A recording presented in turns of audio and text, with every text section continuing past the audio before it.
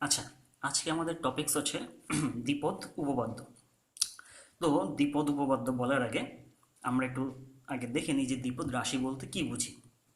তো দ্বিপদ রাশি বলতে বুঝি আমরা যদি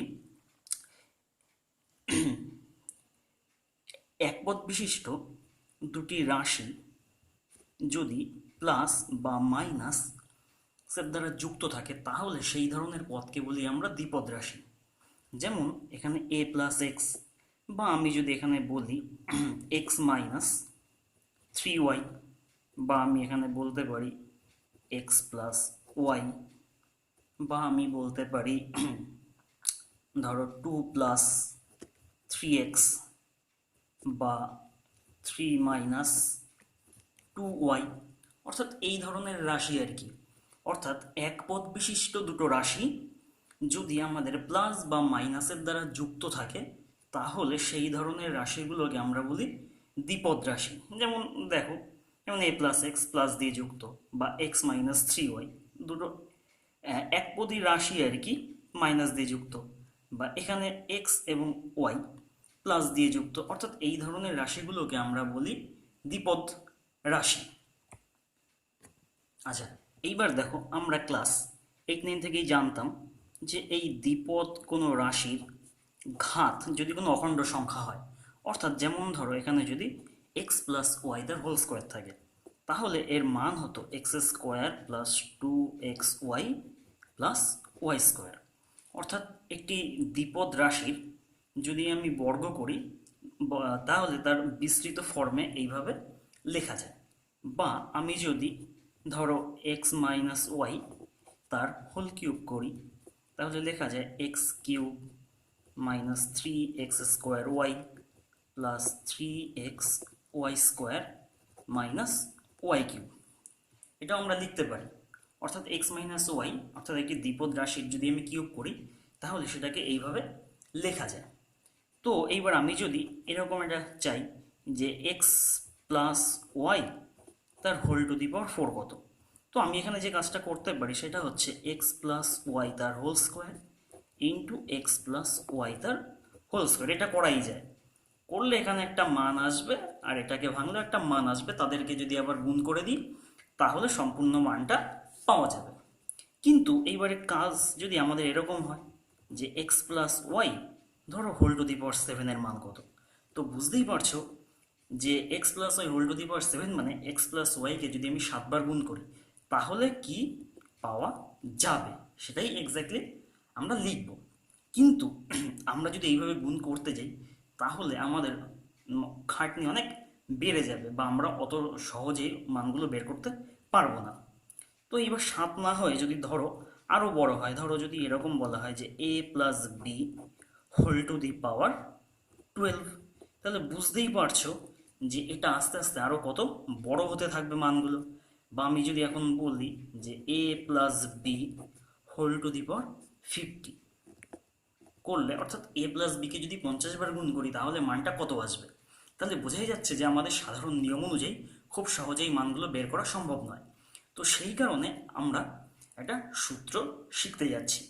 এবার সেই সূত্রটা যেখানে আমাদের বলা হবে যে a plus b whole to the power যদি এন হয় তাহলে এটাকে মানে এ প্লাস বিকে এন বার ভাঙলে তার মানটা কত হবে, এবার আমরা সেটা শিখব। তো আমাদের এখানে যদি এন এর মান এবার যা খুশি দিয়ে দিক সেটাই আমরা বের করতে পারবো। আমাদের যদি এই এন এর মান যদি এখানে 50 হয়, অর্থাৎ a plus b whole to the power 50, তাহলেও তার মান বের করতে পারবো। যদি এন এর মান এখানে 70 হয় তাহলে a plus b whole to the power 70-র মানও আমরা বের করতে পারবো। এইবার আমরা সেই সূত্রটা শিখতে চলেছি। আচ্ছা, এইবার আমরা দ্বিপদ উপপাদ্য শিখতে গিয়ে দেখো আমরা একটা ত্রিভুজের কে নিয়েছি যেটাকে বলা হয় পাস্কাল ত্রিভুজ। এবার পাস্কাল ত্রিভুজের গঠনটা একটু ভালো করে খেয়াল করো যে প্রথম কি আছে। প্রথমে দেখো আমরা একটা এক এক নিয়েছি, তারপরে তারপরে আরো দুটো এক নিয়েছি, সেটাকে একটু সাইডে সরিয়ে লিখেছি, দুই সাইডে দুটো দুই। এইবার এই এক আর এক যোগ করে তার মাঝখানে দুই লিখেছি, এবং তার বাদিকে একটি এক আর তার ডান দিকে একটি এক লিখেছি। তারপরের স্টেপে দেখো কি করেছি, এই এক আর দুই যোগ করে তিন লিখেছি, আর এখানে এই দুই আর এক যোগ করে মাঝখানে তিন লিখেছি। আর ফার্স্টে একটা এক আর লাস্টে একটা এক লিখেছি। তারপরে এখানে পরের স্টেপে এই 3 আর 1 যোগ করে 4 লিখেছি, আর 3 3 যোগ করে মাঝখানে 6 লিখেছি, আর এখানে 3 আর 1 যোগ করে মাঝখানে 4 লিখেছি, আর ফার্স্টে একটা এক আর লাস্টে একটা এক লিখেছি। তারপরের স্টেপে দেখো এই 1 আর 4 যোগ করে 5 লিখেছি, 4 আর 6 যোগ করে 10 লিখেছি, 6 আর 4 10 যোগ করে 10 লিখেছি, আর 4 আর 1 যোগ করে 5 লিখেছি, আর ফার্স্টে একটা এক আর লাস্টে একটা এক লিখেছি। এইবারে এটা দিয়ে কি বোঝানো হচ্ছে, ত্রিভুজের গঠনটা এইটা, এটাকে বলে পাস্কাল ত্রিভুজ। এবার এখানে একটা মজার বিষয় হচ্ছে, দেখো যে যদি আমি ধরো a প্লাস এক্স যদি তার হোল স্কোয়ার করি, তাহলে এটাকে আমি জানতাম যে এটা হয় square plus 2ax plus x square. তো দেখো আমি এই স্কোয়ারটাকে এইভাবে লিখতে পারি যে 1 into square into x to the power 0 plus 2 into a into x plus 1 into a two the power 0 into x square. অর্থাৎ ভালো করে খেয়াল করো, এখানে এক্স টু দি পাওয়ার 0 1 হয়, আর এখানে a টু দি পাওয়ার 0 1 হয়। তো একটা মজার বিষয় হচ্ছে, দেখো এখানে দেখো a প্লাস এক্স এর সূচক কত, 2। তো এখানে দেখো সূচক যখন 2, তখন প্রথম সহগটা দেখো 1, এ দেখো প্রথমের সহগ 1 এসছে, তারপরে সহগটা কত দেখো 2 আছে, তারপরে সহগ দেখো 2 এসছে, তারপরে সহগ কত আছে 1, তারপরে সহগটাও দেখো 1 এসছে। তো আরেকটা উদাহরণ, যদি আমি a প্লাস এক্স তার হোল কিউব করি, তাহলে কত আসবে? আমরা জানি এটা a cube plus 3 square x plus 3a x square plus x cube. তো এটাকে আমি একটু সুন্দর করে লিখতে পারি 1 into a cube into x to the power 0 plus 3 into square into x plus 3 into a into x square plus 1 into a two the power 0 into x cube. কেন এখানে a টু দি পাওয়ার 0 মানে 1 হয়, তাই 1 into 1 into x cube মানে x কিউবই হবে। তো এবার এই জায়গাটায় খেয়াল করো, দেখো এখানে a প্লাস এক্স এর সূচক হচ্ছে 3। তো এই সূচক 3-এর ক্ষেত্রে দেখো এখানে প্রথম সহগ কত 1, তাহলে প্রথম দেখো 1 এসছে, তারপরে কত আসছে 3, তারপরে দেখো 3 এসছে, তারপরে আবার 3, এখানেও দেখো তারপরে 3 এসছে, তারপরে 1, এখানেও দেখো 1 এসছে। অর্থাৎ এই পাস্কাল ত্রিভুজের সহগগুলো আমরা এখানেই পাচ্ছি এই a plus x whole cube বা a প্লাস এক্স হোল স্কোয়ারকে ভাঙতে গিয়ে। তো এর সাথে আরও একটা বেশ মজার বিষয় হচ্ছে, এই দুটো ক্ষেত্রে একটু দেখো যে a প্লাস এক্স তার হোল স্কোয়ার যখন করেছিল, দেখো প্রথম স্কোয়ার দিয়ে শুরু হচ্ছিল, মানে যেটা ফার্স্ট টার্ম আছে তার স্কোয়ার দিয়ে এখানে শুরু হয়েছে, আর দ্বিতীয় যে রাশিটা আছে তার ঘাত 0।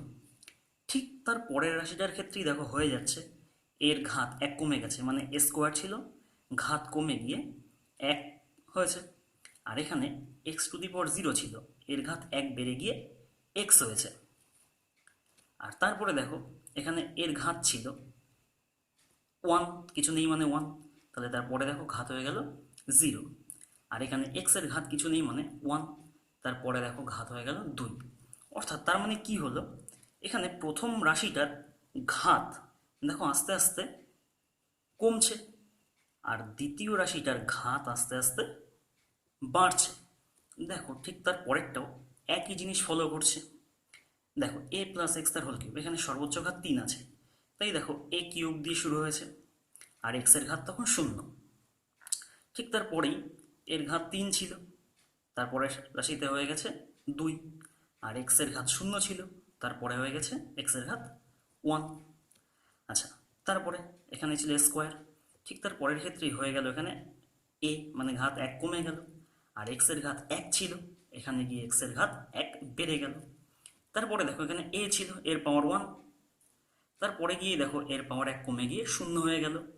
আর এখানে ছিল এক্স স্কোয়ার, ওর ঘাত 1 বেড়ে এক্স কিউব হয়ে গেল। অর্থাৎ কি না, প্রথম রাশিটার ঘাত আস্তে আস্তে দেখো কমতে থাকে, আর দ্বিতীয় রাশিটার ঘাত দেখো আস্তে আস্তে বাড়তে থাকে, অর্থাৎ এই জিনিসটাই ফলো করছে। তো এবার এই জিনিসটাকে ফলো করে দেখো আমি এইবার a plus x whole to the power 4 এর সূত্রটা আমি সুন্দর করে বানিয়ে ফেলতে পারি। কি করে? তো দেখো এ প্লাস এক্স এর ঘাত হচ্ছে 4, তো এখানে সূচকে যখন 4 আছে তখন দেখো প্রথম সহগ হচ্ছে 1, তাহলে 1। আচ্ছা, তাহলে এ টু দি পাওয়ার 4 দিয়ে শুরু হবে, এ টু দি পাওয়ার 4, তখন এক্স এর ঘাত 0 প্লাস, তারপরে সহগ কত 4, তাহলে 4। আচ্ছা, এ টু দি পাওয়ার 4 ছিল, তাহলে এখানে হবে এ কিউব, আর এক্স এর ঘাত 1 বেড়ে গেল, নেক্সট টু দি পাওয়ার 0 ছিল হলো এক্স, তারপরে প্লাস, তারপরে সহগ হচ্ছে 6, তাহলে 6। এখানে ছিল এ কিউব, ঘাত 1 কমে গিয়ে স্কোয়ার, আর এক্স এর ঘাত 1 বেড়ে গিয়ে এক্স স্কোয়ার। আচ্ছা, তারপরে সহগ দেখো 4, তাহলে 4।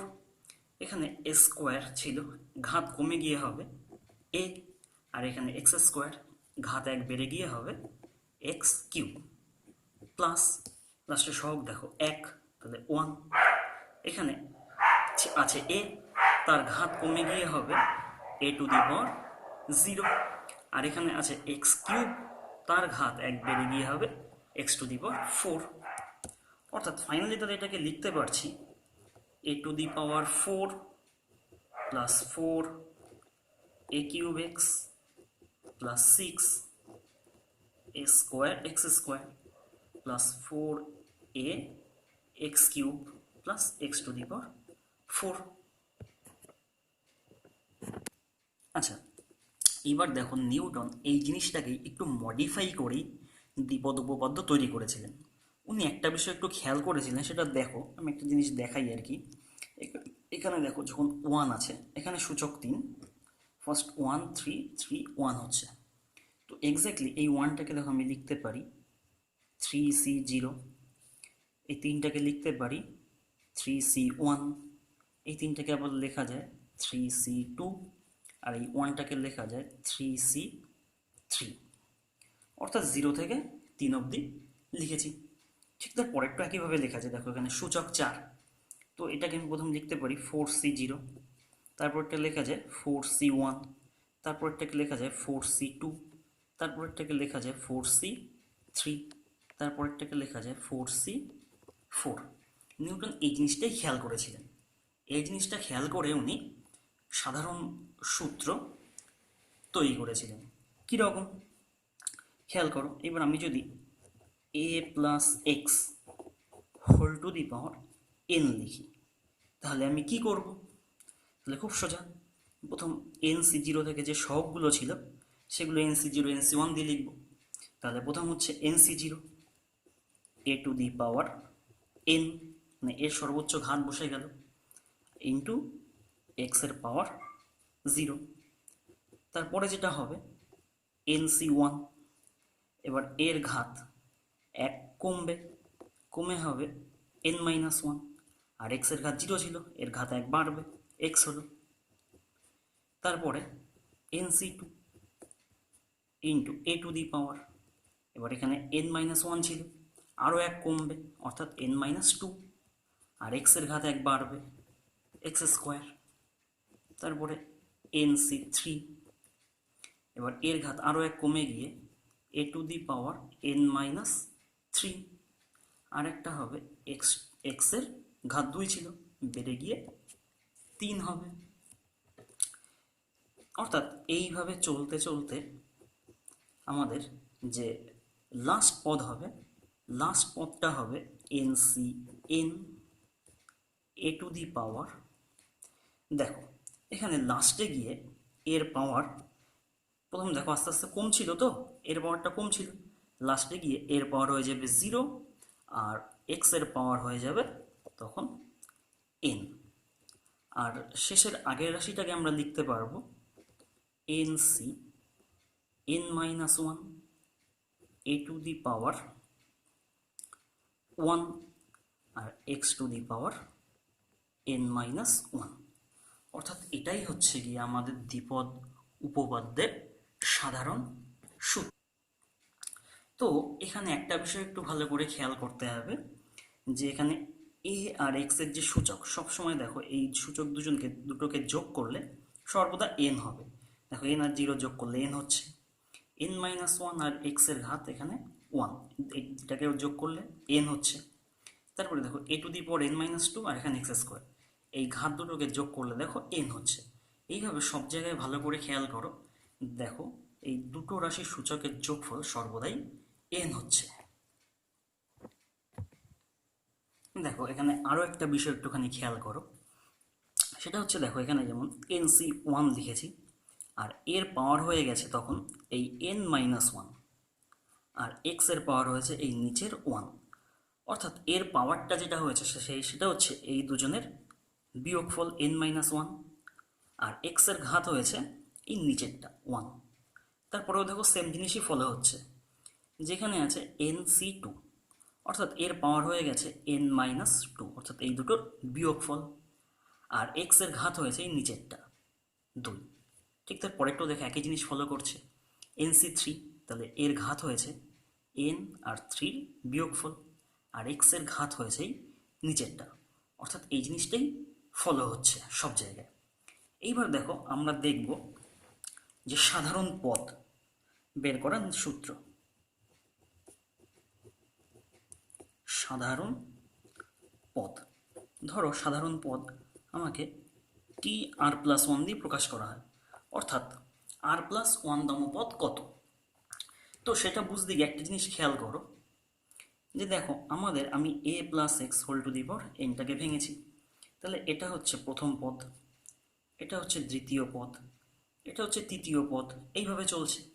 তো প্রথম পদে দেখো সি এর নিচে জিরো আছে, দ্বিতীয় পদে ওয়ান আছে, তৃতীয় পদে দুই আছে, চতুর্থ পদে তিন আছে, অর্থাৎ যততম পদ তার থেকে নিচে এক কম করে আছে, যেমন দ্বিতীয় পদে এক, তৃতীয় পদে দুই। তো এইবার আমাদের যদি এখানে আর প্লাস ওয়ানতম পদ হয়, তাহলে আর প্লাস ওয়ানতম পদে নিচে আর প্লাস ওয়ানের থেকে এক কম থাকবে, তাহলে হবে এনসিআর। আর তারপরে এ টু দি পাওয়ার কি হবে, এই এন আর আর এর বিয়োগফল n minus r into x to the power এই নিচেরটা আর, অর্থাৎ এটাই হচ্ছে দ্বিপদ উপপাদ্যের কোনো সাধারণ পদ বের করার সূত্র, যে টি আর প্লাস ওয়ান অর্থাৎ আর প্লাস ওয়ানতম পদের মান হচ্ছে n C r a to the power n minus r x to the power r. আচ্ছা, এইবারে আর একটা কথা বলি, সেটা হচ্ছে যেমন দেখো এখানে এ প্লাস এক্স তার হোল স্কোয়ারকে ভেঙেছি, টোটাল কটা পদ এসছে দেখো তিনটে, একটা দুটো তিনটে। এ প্লাস এক্স তার হোল কিউবকে ভেঙেছি, তাহলে কটা পদ এসছে, একটা দুটো তিনটে চারটে, অর্থাৎ দেখো পাওয়ার যা আছে পদ সংখ্যা তার থেকে একটা বেশি হচ্ছে। পাওয়ার দুই থাকলে সেটাকে ভাঙলে তিনটে পদ আসছে, পাওয়ার তিন থাকলে সেটাকে ভাঙলে চারটে পদ আসছে, পাওয়ার চার থাকলে সেটাকে দেখো ভাঙলে একটা দুটো তিনটে চারটে পাঁচটা, অর্থাৎ ঘাত যত থাকছে সেটাকে ভাঙলে তার থেকে একটা পদ বেশি আসছে। তাহলে আমাদের এখানে কি হবে, এখানে আমাদের পাওয়ার আছে এন, অর্থাৎ আমি a plus x whole to the power এনকে ভাঙছি বা বিস্তৃত করে লিখছি, তাহলে এর মোট পদ সংখ্যা হবে এন প্লাস, অর্থাৎ মোট পদ সংখ্যা হচ্ছে এন প্লাস ওয়ান টি। দেখো এইবার আমাদের আলোচনা হচ্ছে মধ্যপদ নিয়ে, যেমন এখানে a plus x whole to the power n, তো এটা করলে আমরা জানি এন প্লাস ওয়ান সংখ্যক পদ আসবে। তো আমাদের এন এর মান যদি যুগ্ম হয়, অর্থাৎ এই এন যদি যুগ্ম হয়, তাহলে আমাদের মোট যে পদ সংখ্যা আসবে সেটা হবে তাহলে অযুগ্ম। কারণ কি, তার সাথে প্লাস ওয়ান আছে। যদি এই পাওয়ারটা যদি যুগ্ম হয়, যেমন এই পাওয়ার যদি ফোর হয়, তাহলে মোট পদ আসবে পাঁচটা। অর্থাৎ এন এর মান যদি যুগ্ম হয় তাহলে মোট পদ সংখ্যা হচ্ছে অযুগ্ম, সেক্ষেত্রে আমাদের একটাই মধ্যপদ থাকে। তাহলে এন যুগ্ম হলে আমাদের মধ্যপদ হবে n/2 প্লাস 1তম পদ। আর যদি n এর মান অযুগ্ম হয়, অর্থাৎ এই nটা যদি অযুগ্ম হয়, যেমন ধরো 5 যদি হয়, তাহলে মোট পদ সংখ্যা আসবে তার থেকে এক বেশি, অর্থাৎ মোট পদ হবে 6টি। তাহলে আমাদের মধ্যপদ হবে 2টি, অর্থাৎ তাহলে n অযুগ্ম হলে আমাদের মধ্যপদ হচ্ছে 2টো। তাহলে তারা কারা কারা হবে? একটা হবে n+1/2 তম পদ, আর আরেকটা হবে n+1/2 প্লাস 1 তম পদ। আচ্ছা, এইবার আমরা বলবো দ্বিপদ সহগ নিয়ে। দ্বিপদ সহগ কি? আমি যদি a+x⁴n কে ভাঙি, তাহলে আমাদের চলরাশির সাথে যে টার্মগুলো গুণ আকারে আসে সেগুলোকে বলে দ্বিপদ সহগ। তো এখানে আমাদের দ্বিপদ সহগগুলো হচ্ছে, এই সি এর পার্টগুলো হয় আমাদের সহগ, অর্থাৎ এগুলোকে সহগ বলা হয়। যেমন প্রথম সহগ হচ্ছে NC0, তারপরে এই NC1, NC2, NC3, NCn-1, NCn, এই টার্মগুলোকে আমাদের বলা হয় দ্বিপদ সহগ, অর্থাৎ NC0, NC1, NC2, NC3, এই যে সি দিয়ে যে টার্মগুলো আসে এই টার্মগুলোকে বলা হয় দ্বিপদ সহগ। এইবার দেখো একটা কেস আর কি, আমি যদি এখানে এক কাজ করি, আমি যদি এই সূত্রে আর কি, এই সূত্রে এই a আর x এর জায়গায় যদি আমি 1 বসাই, আমি এখানে a = 1 আর x = 1 বসি, তাহলে বসালে একটু ভালো করে খেয়াল করো, এখানে এর জায়গায় 1 আর x এর জায়গায় 1, 1 + 1 2, তাহলে 2n থাকে, তাহলে 2n। আর এই ডান দিকে a আর x এর জায়গায় যদি তুমি 1 বসিয়ে দাও, তাহলে শুধু দেখো এই সহগগুলো পড়ে থাকে, কারণ এখানে এর জায়গায় 1 আর x এর জায়গায় 1 আমি যদি বসিয়ে দিই, তাহলে তার পাওয়ার যাই থাকুক না কেন সবসময় 1 হয়ে যায়। তাহলে আমাদের শুধু এই সহগগুলো পড়ে থাকবে, অর্থাৎ NC0 plus NC1 plus NC2, এই সহগগুলো আমাদের পড়ে থাকবে। তাহলে আমরা এটাকে লিখতে পারি NC0 plus NC1 plus NC2 plus NC3 plus NCn, অর্থাৎ দ্বিপদ সহগগুলির যোগফল আমাদের অলওয়েজ 2n হয়।